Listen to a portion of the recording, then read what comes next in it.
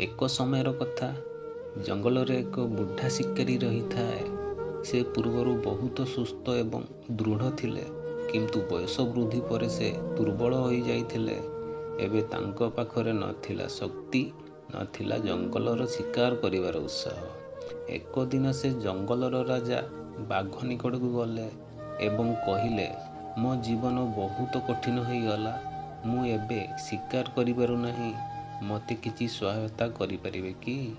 ବାଘ ଭଲ ମନ୍ତ୍ରୀ ଥିଲା। ସେ ଭାବିଲେ, ଯଦି ଏହି ବୁଢ଼ା ଶିକାରୀ ତାଙ୍କ ପାଖରେ ରହିବେ, ତେବେ ଜଙ୍ଗଲରେ ଅନ୍ୟ ଜୀବମାନେ ତାଙ୍କୁ ଡରିବେ।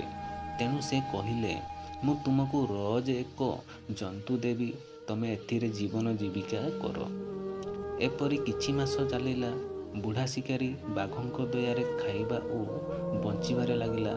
କିନ୍ତୁ ଗୋଟେ ଦିନ ହଠାତ୍ ବାଘ ନ ଆସିଲା। ସେ ଏକ ବଡ଼ ଶିକାର କରିବାକୁ ଗଲା ଏବଂ ତାପରେ ଫେରିଲା ନାହିଁ।